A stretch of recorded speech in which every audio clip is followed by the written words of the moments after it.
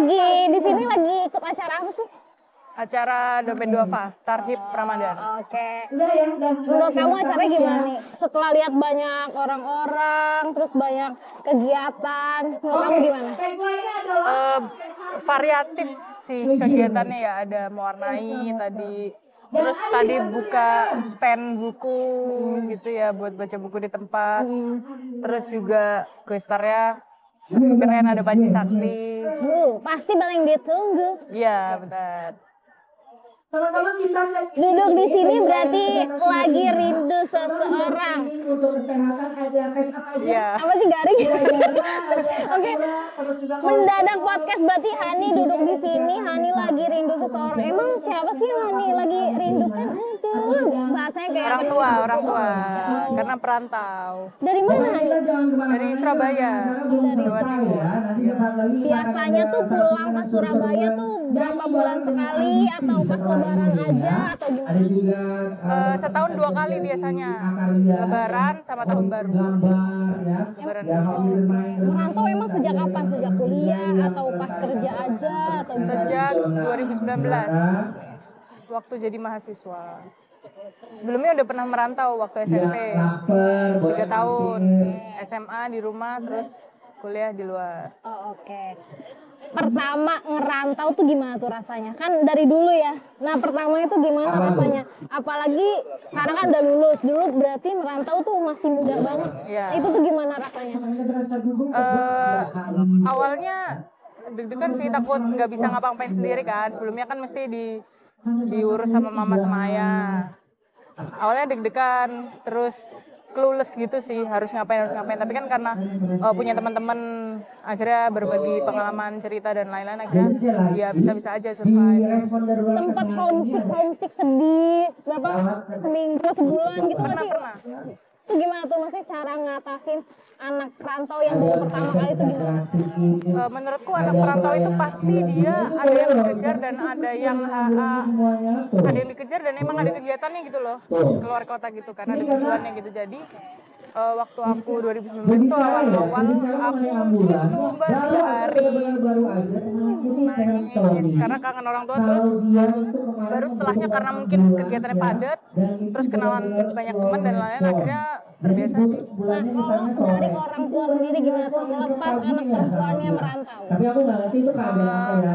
Kebetulan orang tuaku tipikal yang memang kalau memang itu bisa bikin anaknya berkembang, nggak apa-apa dilepas gitu. Karena waktu SMP juga keputusan orang tuaku buat berangkatin ke pondok pesantren gitu loh. Pondok pesantren, ngerantau pertama kali sekolah pondok pesantren. Itu gimana maksudnya? Kaget nggak? Misalnya tiba-tiba pondok pesantren gitu. Itu tuh di pondok pesantren awalnya keinginan sendiri apa dari orang tua atau gimana? Dari orang tua awalnya. Karena by rekomendasi, maksudnya keluarga kan lumayan nggak agamis sih, maksudnya lumayan sadar kalau pesantren itu ya tempat yang baik untuk sekolah dan lain-lain gitu. Karena orang tua pengen yang terbaik pokoknya buat anaknya. Ya. Akhirnya dipesantrenkan gitu. Terus Awalnya terpaksa sih. Kesel nggak? Kesel. Terus ternyata waktu udah gede ini, waktu merantau ternyata merasa ada manfaatnya juga ya. Apa tuh manfaat? Ini sih Mbak, mandiri terus belajar untuk mengambil keputusan sendiri. Bisa masak? Bisa.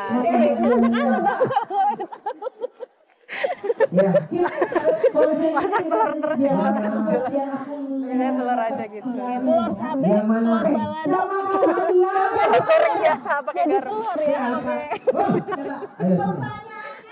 Oke, jadi telur ya.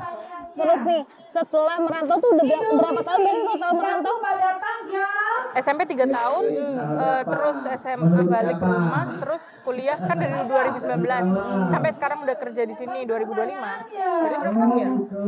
5, 6, 6 tahun.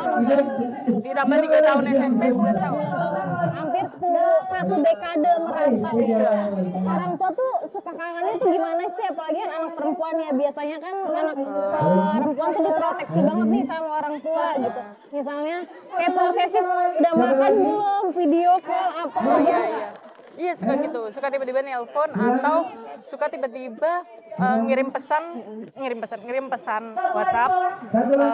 Ini Mbak, Mama mau telepon, ada yang urgent. Waktu aku telepon, ternyata cuman cerita dia habis arisan atau apa gitu. Jadi sebenarnya dia kangen gitu, cuman mungkin gengsi kali ya bilang. Cara kangen orang tua tuh beda-beda ya.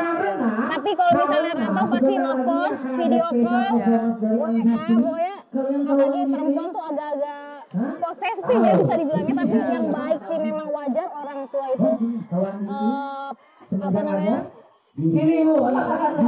wajar orang tua khawatir sama apalagi anak perempuan. Nah kan udah merantau sekitar 9 tahun ya, 9 tahun.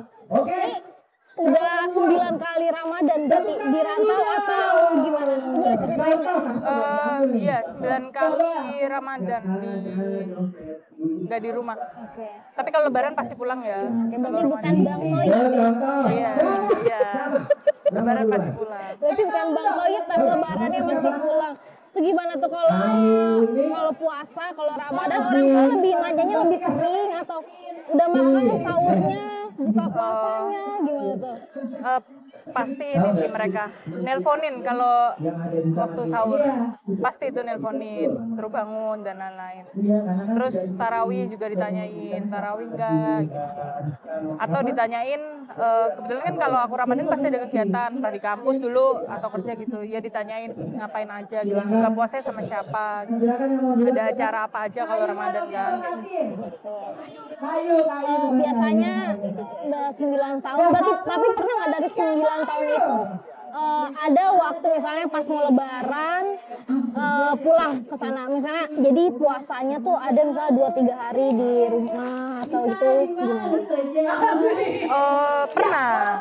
Jadi kalau dulu, kalau saya ingatku ya waktu kuliah itu ada seminggu atau 2 minggu itu puasa di rumah.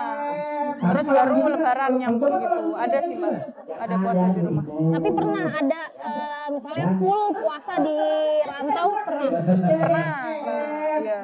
Itu perbedaannya gimana sih puasa di rantau sama puasa bareng orang tua tuh gimana? Maksudnya feel-nya lebih kerasa Ramadan di rumah atau kalau di rantau kayak sepi-sepi aja atau gimana tuh? Kalau di rumah emang enaknya ada yang bangunin sih, masih kerasa vibes-nya kayak cerita gitu kan, bareng sama ayah gitu, atau bantuin mama masak, atau sahur bareng gitu kan. Tapi kalau di perantauan kan di kosan, jadi apa-apa emang sendiri gitu.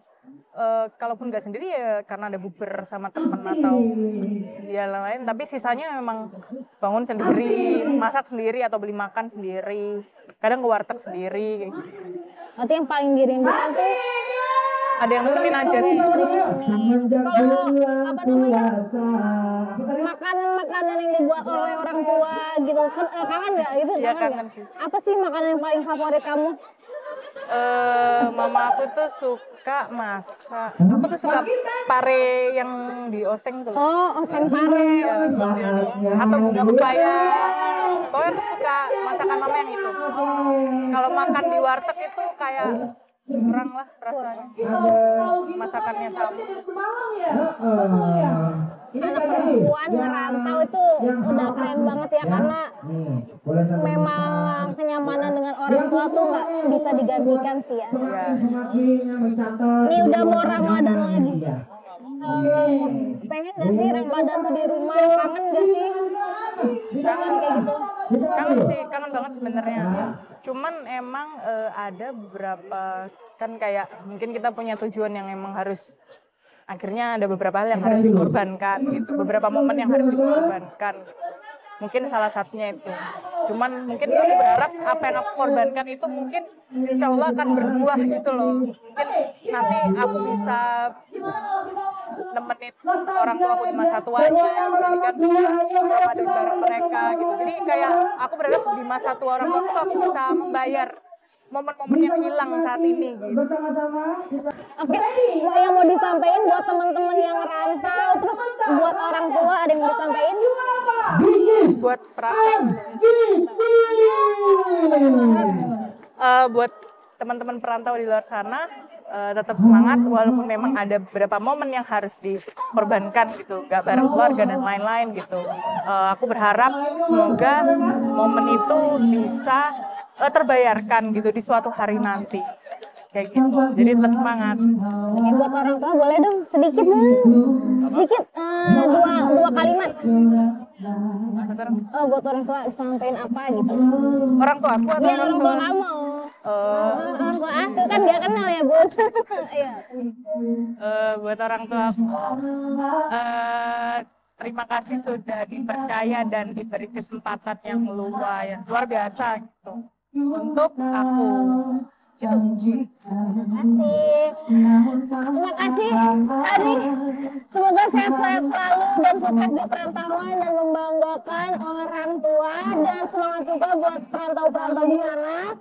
Cara merindukan seseorang bisa bapak, ibu, teman-teman. Sekarang ada handphone, tinggal telepon, gak usah gengsi-gengsi, ngomong aja kalau rindu. Oke, terima kasih semuanya. Assalamualaikum warahmatullahi wabarakatuh.